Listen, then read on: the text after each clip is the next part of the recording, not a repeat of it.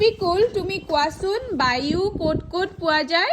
Ma'am বায়ু পানীত মাটিত আৰু চূণত। গুড। চৰিফুল তুমি কোৱাচোন আমি উশাহত কি গেছ ব্যৱহাৰ কৰোঁ?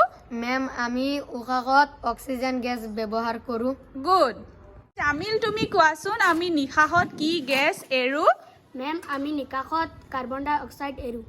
গুড, ভাল হৈছে। আছাফুল তুমি কোৱাচোন আমি জুই জ্বলাবলৈ কি গেছৰ ব্যৱহাৰ কৰোঁ? মেম আমি জুই জ্বলাবলৈ অক্সিজেন ব্যৱহাৰ কৰোঁ। অ'কে, হৈছে।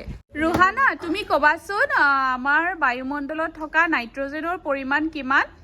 মেম নাইট্ৰজেনৰ পৰিমাণ হৈছে 78%। অ'কে, হৈছে। ৰীনা তুমি কোৱা বায়ুমণ্ডলত থকা অক্সিজেনৰ পৰিমাণ শতকৰা কিমান? 21% অক্সিজেন। অ'কে, হৈছে। তুমি আকৌ কোৱাচোন যে আমি বায়ুকল কি কি কামত ব্যৱহাৰ কৰোঁ? মেম আটাৰ মেল চলাবলৈ কুঁৱাৰ পৰা পানী তুলিবলৈ। গুড, হৈছে। পিকুল তুমি কোৱাচোন বতাহ কাক বোলে? মেম বায়ু চলাচল কৰাকে বতাহ বোলে। হৈছে। চৰিফুল তুমি কোৱাচোন বায়ুমণ্ডলত থকা গেছসমূহৰ নাম? বায়ুমণ্ডলত থকা গেছসমূহৰ নাম হ'ল নাইট্ৰজেন, অক্সিজেন, জলীয় বাষ্প, ধূলিকণা আৰু ধোঁৱা আৰু কাৰ্বন ডাই অক্সাইড। হৈছে। জামিল বায়ু আমি চকুৰে দেখা পাওঁনে? মেম আমি বায়ু চকুৰে দেখা নেপাওঁ।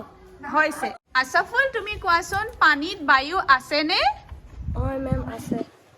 সুহানা তুমি কোৱাচোন পেৰাচুট কিহৰ সহায়ত চলে?